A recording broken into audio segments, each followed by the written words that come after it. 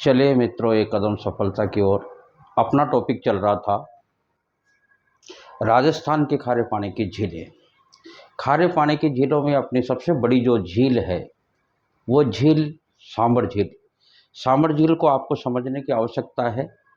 वैसे तो मैंने खारे पानी की झीलों की एक ट्रिक बताई है, वो ट्रिक आपको याद करनी पड़ेगी। एक दो बार आप बोलोगे साड़ी का पल्लू कुत्ता फाड़े रे, साड़ी का पल्लू कुत्ता फाड़े रे, तो सा से सांबर, डी से डीडवाना, और प से पचपदरा, लू से लूणकरण, कू से कुचामन, फ से फलोदी, डे से डेगाना, रे से रेवासा। और जो मरुस्थल की तीन मीठे पानी की जो झीलें हैं वो आपको थोड़ा सा कोलाइन, कायलाना, वालसमन, ये सारी चीज़ें, ये काफ़ी बड़ी झील है और 32 किलोमीटर लंबी और 3 से 13 किलोमीटर 12 किलोमीटर लगभग ये चौड़ी है। तो 3 जिलों में फैली हुई है। तो आपको ये ध्यान रखना पड़ेगा कि जयपुर में ही इसका रख रखाव। अब नए अपडेट आ रहे हैं, उसी के अनुसार फिर देखो, जैसे जैसे अपडेट आते हैं, हम 1-2 महीने तो इसी में लग ही जाएंगे, तो हम आपको बताते रहेंगे। तो उसकी आप चिंता मत करो, क्योंकि जो भी पूछा जाएगा आगे, जो भी करंट जी के बनता है, जो भी है, वो सारी चीज़ें हम आपको बताएंगे। तो कहने का मतलब ये, इसकी कुछ ऐतिहासिक चीज़ें भी मैंने आपको बताई है, जैसे शाकंभरी माता, तीर्थों की नानी देवयानी इसको कहा जाता है, और क्या नाम से है जो चौहानों की कुल देवी है। जो मुख्य मुख्य बातें इससे जुड़ी, एक मस्जिद भी है नालीसर, और यहाँ जो नमक बनाने का जो कारखाना लगा हुआ है हिंदुस्तान सॉल्ट लिमिटेड, संत दादू का भी बताया, राजस्थान का कबीर जिसको कहा जाता है, और उनके जो शिष्य थे वो शिष्य संत रज्जब और ताजिंदे की दूल्हे के भेष में रहे। तो इस तरीके की जो कुछ जो चीज़ें हैं वो आपको थोड़ा सा याद है। एक राजा अयाती की भी ये साम्राज्य स्थली बताई जाती है। कहा जाता है कि राजा अयाती का साम्राज्य यहाँ तक था। वो आया, जब कुएं में देखा तो कुएं में से एक लड़की निकली और वह देवयानी थी। पर देवयानी जो थी वह शुक्राचार्य की पुत्री थी, और राजा ययाति उस पे मोहित हो गया, उससे शादी कर ली। शादी करने के बाद में उसके साथ में जो एक लड़की जाती है साथ में, तो राजा ययाति उससे भी प्रेम करने लगा मन ही मन, और उससे भी शादी कर ली। तो शादी करने के बाद में जब, क्योंकि उस समय शुक्राचार्य ने कहा था कि भाई मैं शादी तो कर दूंगा, पर मेरी बच्ची को किसी प्रकार का दुख नहीं होना चाहिए, मेरी पुत्री को किसी, अगर उसकी आंख में आंसू आ गए तो फिर तुझे मेरा श्राप झेलना पड़ेगा। तो ठीक इसी प्रकार से जब उसकी सहेली से शादी होगी तो वह रोती बिलखती शुक्राचार्य के पास आई, और शुक्राचार्य ने उसको बुढ़ापे का श्राप दे दिया। तो राजा ययाति उसके पास आया, शुक्राचार्य के पास में, कि आपने ये क्या कर दिया, मुझे बूढ़ा बना दिया। तो भाई इसका एक ही समाधान है, तेरे 5 पुत्र हैं, और उन 5 पुत्रों में से अगर कोई तेरे को जवानी दे सके तो ऐसा हो सकता है। तो 5वां सबसे छोटा पुत्र था पुरु, उसने उसकी जवानी अपने पिता को दी। यानी कि ऐसे आज्ञाकारी बच्चे भी हुए हैं जिन्होंने अपने माता पिता के लिए इस तरीके का बलिदान किया है। तो ये कथा थोड़ी सी जुड़ी हुई है, इससे पौराणिक और प्राचीन चीज़ें, ये चीज़ें जुड़ी हुई है। अपनी अब दो जो झीलें रह गई। देखो, राजस्थान की तो सबसे बड़ी झील सांबर है ही सही, राजस्थान की खारे पानी की, ये तो आपकी है, क्या नाम से है जो सांबर। भारत की अगर देखी जाए तो वह है चिल्का, उड़ीसा में पड़ती है, जहाँ जगन्नाथपुरी है। 4 धाम में से एक धाम ये भी है, चारों कोनों में 4 धाम है। ये पूर्व में उड़ीसा, और इधर क्या नाम से गुजरात में वो क्या नाम, द्वारकाधीश है, रामेश्वर है, इस तरीके से 4 धाम है। और विश्व में जो पड़ती है वो आपको मैंने बताई दी, कैस्पियन सागर। ये पूरा सागर ही है। इस तरीके से कहने का मतलब जो मुख्य मुख्य चीजें हैं वो लगभग मैं सब बता चुका। बाकी आप थोड़ा सा रीडिंग भी अपने हिसाब से मान लिया करो। ये हिंदुस्तान सॉल्ट लिमिटेड जो है, जो 1964 में ये स्थापित किया गया। और ययाति एक ग्रंथि भी होती है। बहुत सारे लोग ऐसे होते हैं ज़्यादा कामुक होते हैं, बुढ़ापे में ज़्यादा कामुक होते हैं, और वो कामुकता किसकी वजह से बढ़ती है? उनके अंदर ये जो ययाति ग्रंथि है ये जागृत रहती है, ज्यादा मात्रा में जागृत रहती है, इस वजह से इनको बुढ़ापे में वो कामुकता होती है। तो कहने का मतलब किसी भी तरीके से प्रश्न पूछा जाए आपका जवाब सही होना चाहिए। अगली जो हमारी जो झीलों के अध्ययन को बेटा निम्नोलॉजी कहते हैं। सबसे पहली बात, सबसे पहला प्रश्न है झीलों के अध्ययन को निम्नोलॉजी, जैसे मिट्टी के अध्ययन, साइंस का जो अध्ययन है, जैसे मान लो बायोलॉजी है, तो इस तरीके से जो झीलों का अध्ययन किया जाता है उसको कहते हैं निम्नोलॉजी। अच्छा, अब हमारा जो टॉपिक है, मेन टॉपिक पे आते हैं, वह है दूसरे नंबर की जो झील है, वह आप सांबर के बाद में डीडवाना पढ़ लो, पचपदरा। देखो ये डीडवाना, डीडवाना जो झील है वो पड़ती है नागौर में।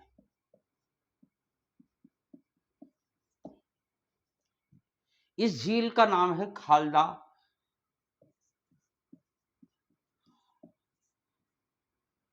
यानी कि इसको खालदा झील भी कहा जाता है।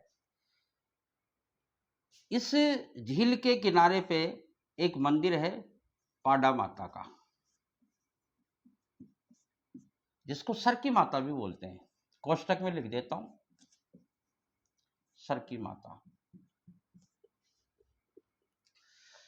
यहां जो नमक तैयार किया जाता है, यानी कि जो पद्धति है वह है ब्राइन पद्धति। देखो अपन ने उसमें पढ़ा था सांबरवाली में, सांबरवाली में मैंने आपको बताया था इस तरीके से क्यारियां बनाकर नमक तैयार किया जाता है। तो उसको क्या कहा अपन ने? क्यारी पद्धति। ठीक इसी तरीके से यहां जो नमक तैयार किया जाता है उस पद्धति को बोला जाता है ब्राइन पद्धति, ब्राइन पद्धति द्वारा। अब इस नमक की खासियत क्या है? इस नमक की खासियत यह है कि नमक में क्या पाया जाता है? नमक में पाया जाता है सोडियम क्लोराइड, NaCl। लेकिन इस झील की जो नमक है उसमें पाया जाता है सोडियम सल्फेट।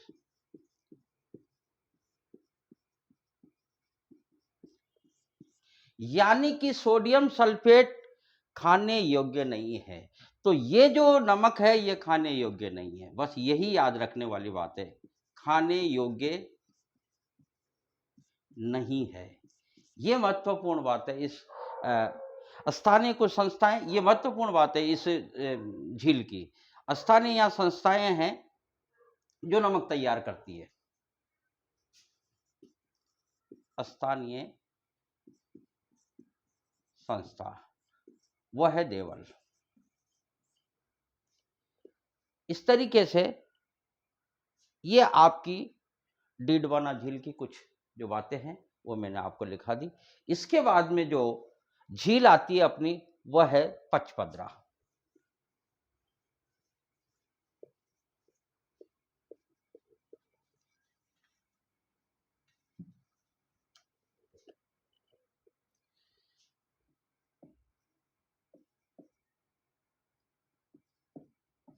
पचपदरा, पचपदरा झील पड़ती है बाड़मेर में।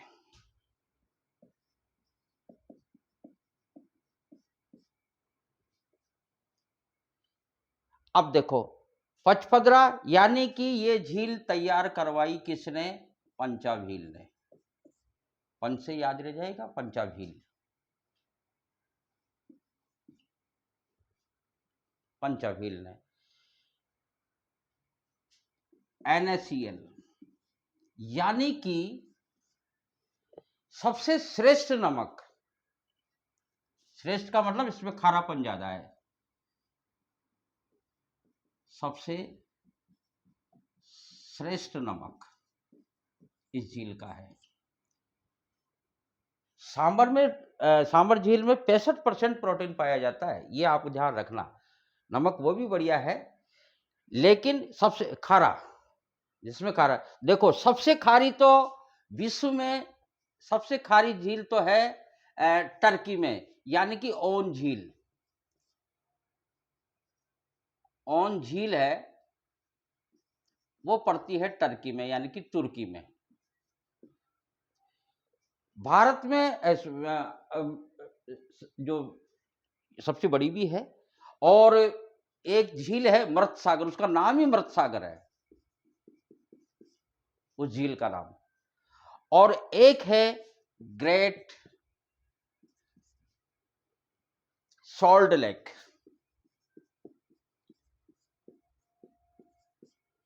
ये अमेरिका में पड़ती है, ये जॉर्डन में पड़ती है। ये 2-3 झीलें सबसे खारी। ओन झील टर्की में है, मृत सागर जॉर्डन में है, ग्रेट सॉल्ट लेक अमेरिका में है। तो ये भी खारी है, और वैसे नमक इसका श्रेष्ठ है। यहाँ एक जाति है खारवाल जाति,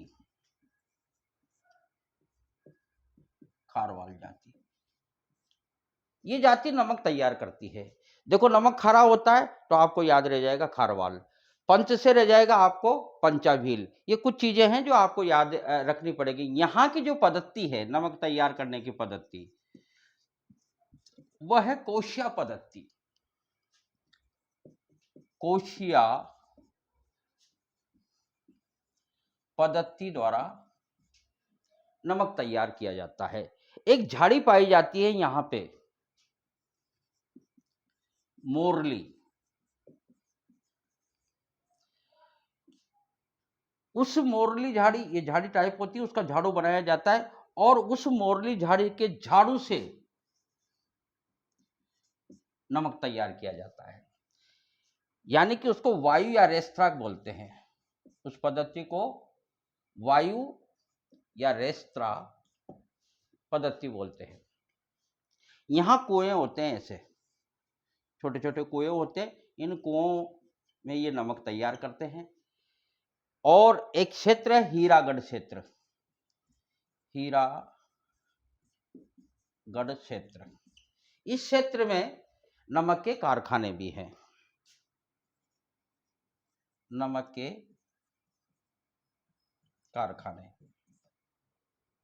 इस तरीके से आपकी ये 3 मुख्य मुख्य झीलें हैं, वो मैंने आपको तैयार करवा दी। देखो अब इसमें सेम पूछने वाली जो चीज है वो क्या है, नमक तैयार करने की पद्धति। नमक तैयार करने की जो पद्धति है वो तीनों में आपको याद रखनी है। जैसे मान लीजिए सांबर झील में नमक तैयार कैसे किया जाता है, क्यारियां बनाकर, ये मैंने बता दिया आपको।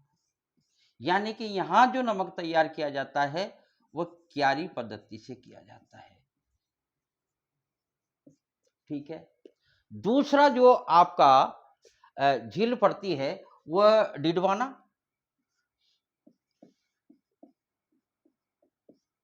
यहां ब्राइन पद्धति के द्वारा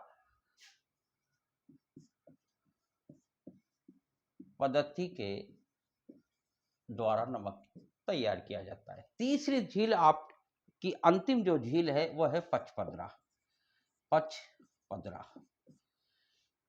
इसमें मैंने आपको बताया कि ये जो पद्धति है, नमक तैयार करने की जो पद्धति है वो कोशिया पद्धति द्वारा नमक तैयार किया जाता है। यानी कि ये 3 चीजें आपको लगभग कई बार पूछी जा सकती है, पूछी गई है, और अब भी पूछी जा सकती है। इसलिए आपको सांबर, डीडवाना और पचपदरा में किस पद्धति के द्वारा नमक तैयार होता है, तो सांबर में क्यारी पद्धति के द्वारा होता है, डीडवाना में ब्राइन पद्धति के द्वारा होता है, और पचपदरा में कोशिया पद्धति के द्वारा, यानी कि कुओं में जो नमक बनाते हैं वो तैयार करते हैं, और मोरली जो झाड़ू होता है उसको कोशिया पद्धति बोलते हैं। इस तरीके से आपकी ये तीनों मुख्य मुख्य, बाकी के तो आपको जिले याद करने पड़ेंगे कोई ऐसी। हाँ, एक झील और है, नावा।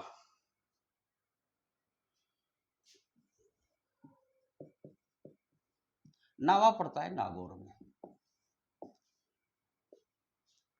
आदर्श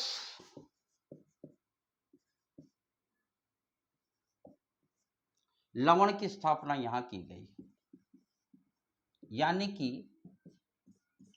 यहाँ कारखाने वारखाने तो है नहीं, यहाँ के जो लोग हैं जो अपने तरीके से थोड़ा बहुत नमक बनाते हैं और उस तरीके से वो अपना खुद का एक निजी व्यापार करते हैं, यानी कि आदर्श लवण पार्क है, आदर्श लवण पार्क।